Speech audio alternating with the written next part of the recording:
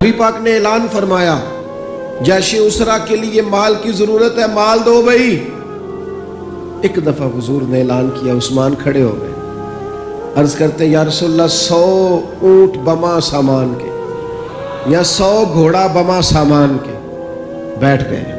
پھر کریم نے اعلان کیا مال کی ضرورت ہے، عثمان پھر اٹھ کے کھڑے ہو گئے۔ یہ سیدنا عثمان غنی کا پیار ہے۔ پھر اٹھ کے کھڑے، حضور میرا 100 اور کر لیں، بیٹھ گئے۔ پھر اعلان کیا، حضرت عثمان سے رہا نہیں جا رہا، ادھر ادھر پلٹ کے دیکھتے ہیں، وہ اندر پانی لوڑ نہیں، ہڑا نو رہ براندی۔ درویش کہتے ہیں تیرے اندر اگر عشق کا ہڑ آ جائے نا، ہڑ، وہ بھی کسی سے رستہ نہیں پوچھتا۔ کبھی سیلاب نے بھی رستہ پوچھا ہے کہ ادھر جاؤں کہ ادھر جاؤں؟ وہ تو ہڑ ہے، وہ کوئی رستہ پوچھتا ہے؟ وہ تو رستہ بناتا ہے۔ پھر کہا کچھ اور چاہیے، تو حضرت عثمان اٹھ کے کھڑے ہو گئے، کہا یا رسول اللہ عثمان جو حاضر ہے، اور شامل کر لے میرا حصہ۔ اور پھر اپنے پیسے لا کے سارے حضور کی مقدس گود میں ڈالے۔ یا رسول اللہ آپ کا ہی ہے سارا، حضور آپ کا ہی ہے۔ حدیبیہ میں محبوب آئے، 6 ہجری تھی، فرمایا عمرہ کریں گے، کفار نے کہا نہیں کرنے دیں گے۔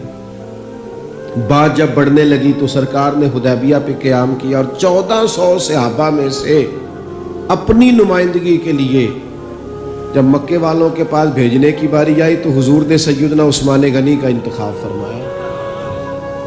فرمایا عثمان جاؤ ان سے بات چیت کر۔ سمجھدار بڑے تھے نا، بردبار تھے، سیانے بندے تھے، حلیم الطبع، اور ویسے بھی ہر پھول کی اپنی خوشبو ہوتی ہے۔ ہر پھول کی، کسی کو خیبر میں بھیجا جاتا ہے تو کسی کو حدیبیہ میں بھیجا جاتا ہے۔ ہر پھول کی خوشبو اپنی اپنی۔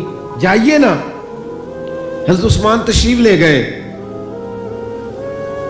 بچھڑے ہوئے تھے بڑے زمانے کے۔ میں اور آپ صبح و شام دعائیں مانگتے ہیں، یا اللہ بیت اللہ شریف کی زیارت عطا کر، یا اللہ صفا مروہ کے پھیرے نصیب ہو، یا اللہ حجر اسود کی۔ کتنے لوگ تڑپتے ہیں، کتنی خواہش کرتے ہیں۔ اور جناب عثمان غنی کا تو پرانا پیار تھا حرم سے، وہ پیدا ہی اس علاقے میں، اور کتنے سال ہو گئے بچھڑے ہوئے۔ جیسے ہی گئے تو جا کے کہا ابو سفیان سے کہ ہم یہاں جنگ کرنے نہیں آئے، عمرہ کرنے آئے۔ سیدنا عثمان غنی سے ابو سفیان نے کہا یہ ذرا دیکھنا، یہ ذرا دیکھنا، یہ ہمارے بزرگوں نے عشق کہاں سے لیا ہے۔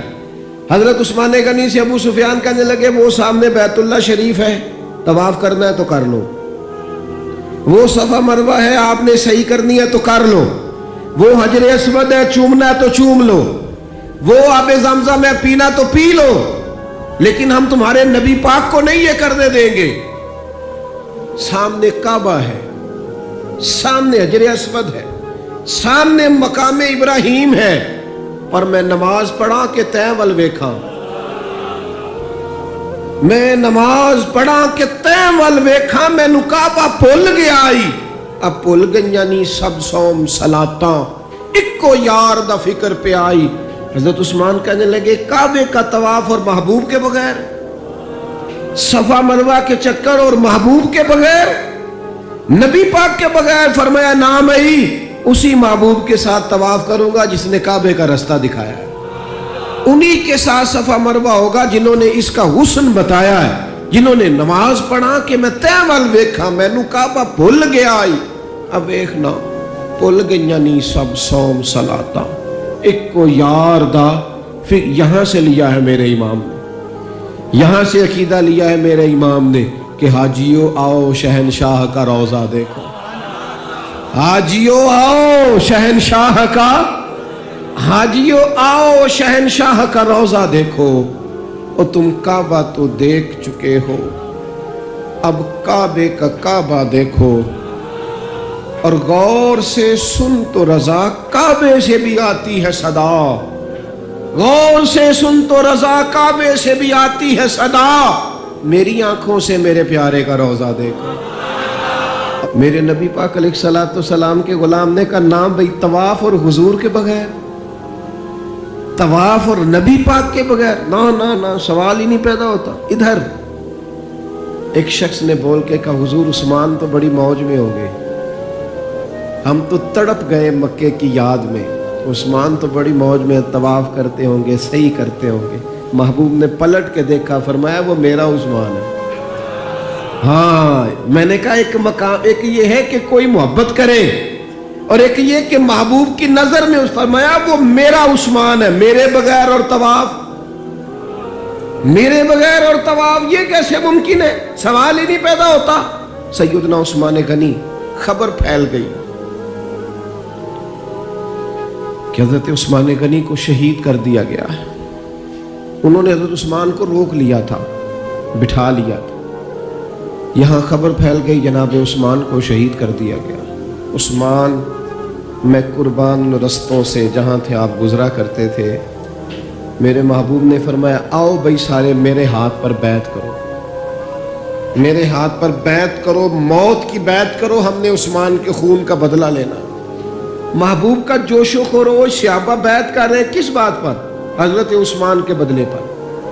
1400 لوگوں نے بیعت کی بشمول مولا علی شیر خدا کے، کہ ہم نے حضرت عثمان کا بدلہ۔ حضور کو پتا تھا، محبوب تو جانتے ہیں، پر جذبات کو صحیح رخ دینا تھا۔ فرمایا آؤ بیعت کرو، اور تمام لوگوں نے بیعت کر لی، صرف حضرت عثمان نہیں تھے۔ حضرت انس بن مالک فرماتے ہیں محبوب نے اپنے ہاتھ فضا میں لہرائے، فرمایا بھئی عثمان موجود نہیں ہے، فرمایا یہ ہاتھ میرا، یہ میرے عثمان کا، لو میں عثمان کی بھی بیعت کرتا ہوں، یہ عثمان کی بھی۔ حضرت انس بن مالک فرماتے ہیں، جناب انس بن مالک فرماتے ہیں قسم اللہ کی، وہ جس وقت نبی پاک نے کہا نا یہ عثمان کا ہاتھ ہے، فرماتے ہیں اس وقت عثمان کا ہاتھ کائنات کے سب لوگوں کے ہاتھوں سے بہتر ہو گیا تھا۔ اتنی عظمتیں ملی حضرت عثمان غنی کو، اتنا مقام ملا سیدنا عثمان کو۔ یہ جو لوگ ہیں نا، یہ جو دروازہ رسول کے خاص غلام ہیں، ان غلاموں کی محبت سے فیض آئے گا رسول پاک کی محبت کا۔ غلامی کی طبیعت چاہے گی، ان سے پیار کرو گے تو مدینے والے کے محبوب بن جاؤ گے۔ ان لوگوں سے سیکھیں گے کہ دین کا اصل مزاج کیا ہے، یہ بتائیں گے۔ حضرت عثمان غنی رضی اللہ تعالیٰ عنہ، انہوں نے رسول کائنات صلی اللہ تعالیٰ علیہ وسلم سے محبت کی، پیار کیا، اس انداز میں کیا کہ وہ درجنوں سینکڑوں لوگ کھڑے ہیں اور کئی دنوں کی بھوک ہے، تو منافقین ہنس رہے ہیں کہ دیکھو مسلمانوں کے پاس تو کھانا ہی نہیں، تو عثمان غنی اونٹوں پہ رکھ کے پکا کے لنگر بھیج رہے ہیں، انہیں کھلاؤ، ان کو عثمان کی جانب سے کھلاؤ کھانے۔ حضرت عثمان غنی ایک صحابی قرض لے گئے، کچھ دنوں کے بعد آئے، آ کے کہنے لگے واپس لے کہنے لگے میں نے تو مربت میں دے دیا تھا، تو میرے نبی پاک کا غلام ہے، میں تو اس نسبت کا پابند دے دیا تھا، واپسی کا کیا معنی ہوں؟ حضرت سیدنا عثمان غنی کا ڈھلا ہوا رسیلا سجیلا مزاج، اس میں خوبصورتی، اس میں ٹھہراؤ، اس میں رسول پاک کی محبت کا رنگ۔ حضرت رقیہ رضی اللہ تعالیٰ عنہ حضور کی صاحبزادی ہیں، ان کے ساتھ حضرت عثمان غنی کا نکاح ہوا۔ جناب اسامہ بن زید کہتے ہیں حضور نے مجھے کچھ چیز دینے بھیجا، ابھی میں چھوٹا تھا، گھروں میں چلا جاتا تھا، اور بعض نے لکھا ابھی پردے کی آیتیں نہیں آئی تھی، لوگ جاتے تھے ایک دوسرے کے گھروں میں۔ حضرت اسامہ بن زید کہتے ہیں میں گیا کھانا دینے، تو میں نے دونوں میاں بیوی کو گھر میں بیٹھے دیکھا، میں واپس آیا تو محبوب فرمانے لگے میری بیٹی اور میرے داماد کو دیکھا ہے؟ تو میں نے کہا یا رسول اللہ دیکھا ہے۔ فرمایا اتنے خوبصورت لوگ پہلے بھی کبھی دیکھے؟ اتنے خوبصورت تھے حضرت عثمان غنی، اتنے حسین تھے، اتنا ان کے مزاج میں نفاست تھی، اس قدر زیادہ شرم و حیا والے۔ حضور فرماتے ہیں ایسے لوگ کبھی دیکھے؟ میرے دوستو، ان لوگوں سے پیار کرنا، ان سے محبت کرنا، ان کے ناموں پر اپنی اولادوں کے نام رکھنا، ان کی غلامی کا ذکر اپنی طبیعتوں میں پیدا کرنا، اور پھر نبی پاک صلی اللہ تعالیٰ علیہ وآلہ وسلم نا ان کا ذکر کرتے تو مختلف انداز میں، مختلف زاویوں سے۔ محبوب ایک باغ میں بیٹھے، یہ بھی ذرا دیکھنا، کبھی من موج میں ہوتا ہے اور تن شوق میں ہوتا ہے، کبھی کیفیات اور ہوتی ہیں، کبھی وہ ایک مقام پہ کہا تھا نا میرے اوپر ایک ایسا وقت آتا ہے کہ میرے ساتھ میرا رب ہوتا ہے جو اس کی شان کے لائق۔ تو نبی پاک علیہ السلام پر گویا وہ جو حضور فرماتے ہیں نا میرے ساتھ ایک ایسا وقت آتا ہے جب میرے ساتھ میرا کریم مالک کرم نوازی فرماتا ہے، وہی آتی ہے، یہ کلام کرتا ہے۔ تو محبوب پاک صلی اللہ تعالی وسلم تشریف فرمائے ہیں. جناب ابو موسیٰ اشعری رضی اللہ تعالیٰ عنہ فرماتے ایک باغ میں حضور بیٹھے تھے تو میری حضور نے ڈیوٹی لگائی باہر دروازے پر. فرماتے ہیں باہر کوئی آیا اس باغ کے دروازے پر تو حضور فرمانے لگے جو دروازے پہ آیا اسے اجازت بھی دے دو اور جنت کی بشارت بھی دے دو.